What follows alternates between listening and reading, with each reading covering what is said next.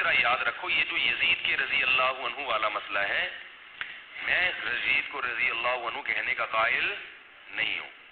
Doctor Zakir Naik صاحب نے جو رضی اللہ عنہ کہا میں اس سے اتفاق نہیں کرتا ہوں. نہیں کہنا چاہیے تھا ایک ایسے متنازع شخص کو جس کے دور میں حضرت حسین کا قتل ہوا ہے. تو لیکن یہ ایک تاریخی واقعہ ہے، اس میں اگر ڈاکٹر ذاکر نائک سے غلطی ہوئی ہے تو ممبر پہ ان کا نام لے کے کیچڑ اچھالنے کے بجائے ان کی خدمات جو دوسری خدمات ہیں ان کو سراہنا چاہیے اور کوشش کرنی چاہیے بھائی کسی طریقے سے ملاقات ہو تو انسان ان تک اپنا پیغام پہنچا دے کہ حضرت آپ کی جو تحقیق ہے یزید کے بارے میں ہم اس سے اختلاف کرتے ہیں، ہم اس سے متفق نہیں ہیں، یہ بڑا حساس موضوع ہے، مسلمانوں کے جذبات مجروح ہوتے ہیں. آپ لعنت اللہ نہ بھی کہیں تو کم از کم رضی اللہ عنہ نہ کہیں یا اس ٹاپک کو چھیڑے ہی نہیں. ڈاکٹر ذاکر نائک ایسے آدمی ہیں کہ ان سے کوئی تمیز سے بات کرے مدلل تو وہ اپنی پچھلی بات سے فوراً رجوع کر لیتے ہیں. وہ یہ میں نہیں کہہ رہا بلکہ میں نے جن علماء کی بھی ڈاکٹر صاحب سے ملاقات ہوئی وہ کہتے ہیں کہ حق پرست آدمی ہے، غلطی کرتے ہیں مگر رجوع کرنے میں پس و پیش بولو بھائی نہیں کرتے. تو جب آپ کو پتہ ہے کہ ایک آدمی حق پرست ہے، دین کی تبلیغ کر رہا ہے، دین کی دعوت کا کام کر رہا ہے، اگر اس سے غلطی ہوئی ہے کیونکہ یہ تاریخی واقعہ ہے، انہوں نے جو کتابیں پڑھی ہیں ممکن ہے وہ پوری نہ ہو اس لیے رضی اللہ عنہ کہہ دیا. آپ کہہ سکتے ہیں کہ حضرت حسین کے قاتل کو کیسے رضی اللہ عنہ کہہ سکتے ہیں؟ بھائی وہ قاتل مانتے ہی نہیں. وہ الگ بات ہے کہ تھا یا نہیں، میں تو مانتا ہوں اس درجے میں نہیں کہ دائرہ قتل کیا، اس درجے میں کہ یزید کے دور حکومت میں قتل ہوا ہے اور یزید نے قاتلوں کو سزا نہیں دی، یہ بہت بڑا جرم ہے. تو لیکن یہ تاریخی واقعہ ہے، اس میں کسی کی تحقیق دوسرے کی تحقیق سے بولو بھائی.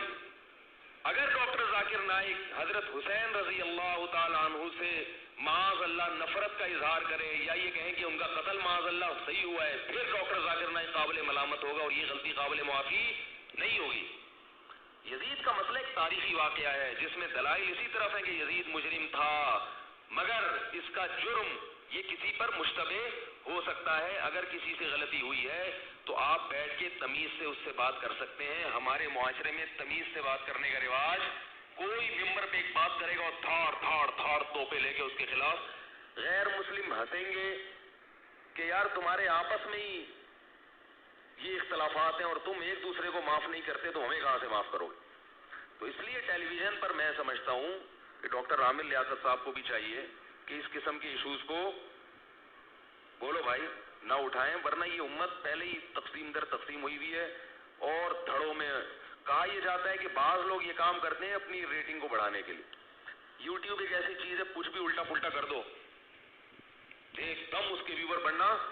مثال کے طور پر میں آج بیان کر دوں کہ اسلام میں 4 شادیاں صحیح نہیں ہیں، ایک مثال دوں تو میرا یہ کلپ اتنا چلے گا نا، ٹرینڈنگ میں سب سے اوپر آ جائے گا یہ کہ یار مفتی صاحب نے بولا کہ اسلام میں 4 نہیں ہے، کوئی اور بولے تو لوگ کہیں گے کہ کوئی مسئلہ نہیں ہے.